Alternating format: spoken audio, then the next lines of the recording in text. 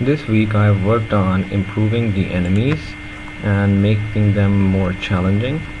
So the enemies now follow me around, and also I've added explosions so when the enemy fires at me and the bullet collides with my plane, so there are explosions created, and if I crash into the enemy, again they explode.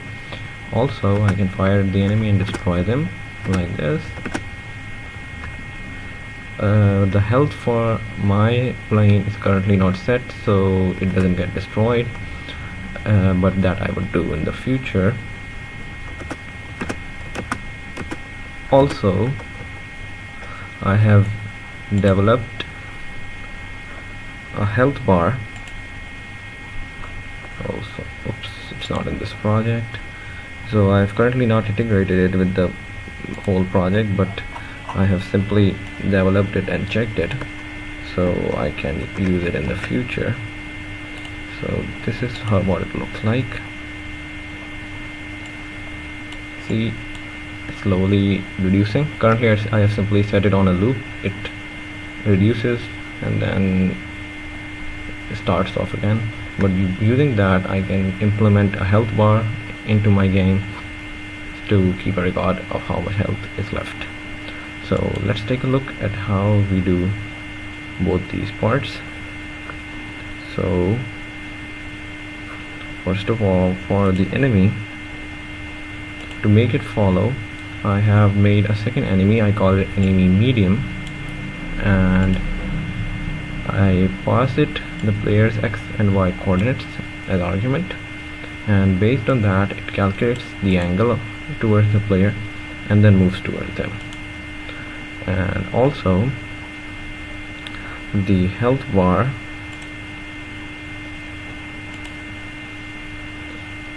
so I have simply two rectangles. Oh, sorry, the wrong file.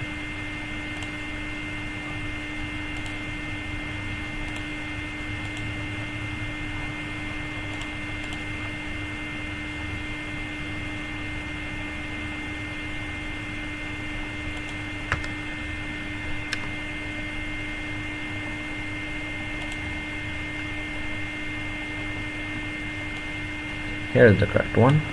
So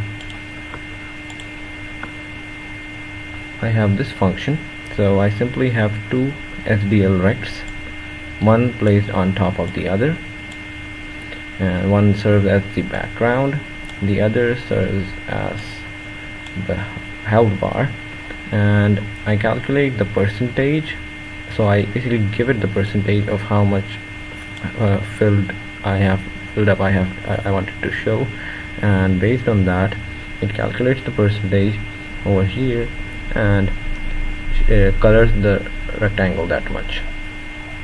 So I have got a simple loop going over here that reduces the health bar by 1% after every half a second.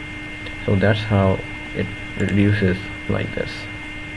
So this is the update for this week, and next week we will be updating on how to add sound to the game and making it more realistic by adding menus and backgrounds.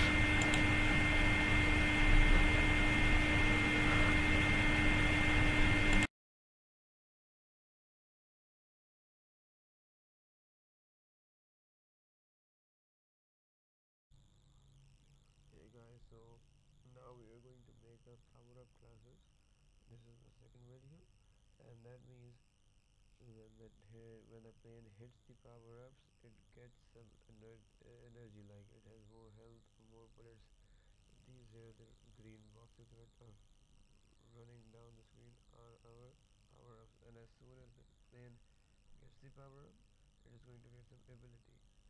So for now, I just have made the the objects to come on the screen.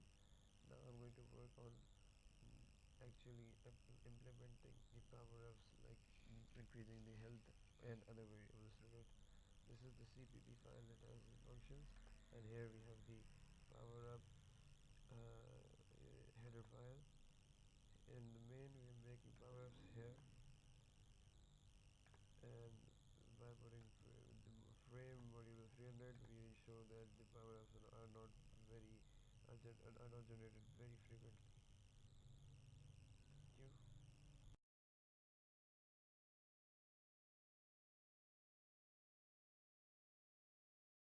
you. Okay, so this is Ali Heather, and my part in making the game in Oob is to make the menus and splash screens. I haven't been doing significant efforts in Oob due to my own reasons, because of which I couldn't upload the previous video. So what I did the previously was that I uploaded the background image and made it run in the game code my group had made. So yeah, here I'm simply loading the background PNG image, which goes by the name black. If the image does not load for any reason, the program will automatically give an error. So in the background.cpp file, I have made a background constructor and a destructor, and in the background function I am passing the background image, the x and y coordinates, the screen width and screen height as arguments. Also, since I'm not animating anything, I can simply use the first element of the sprite clips array. Here I set the x and starting x and y coordinates, the width and height, so that it can crop the image part as desired, and I can get whatever part of the image I want in the game. I set the friction equals 1 so that it would remove any friction and the background image can run smoothly. I have equals speed x equals to 0 so that it would not move it horizontally, and made the speed y equals 1 so that it can ensure vertical movement. I have set this condition so that it would continue the background image over and over during the game, even if the image reaches its end. In this function here, it is simply rendering the image in the game. So yeah, this is all for now.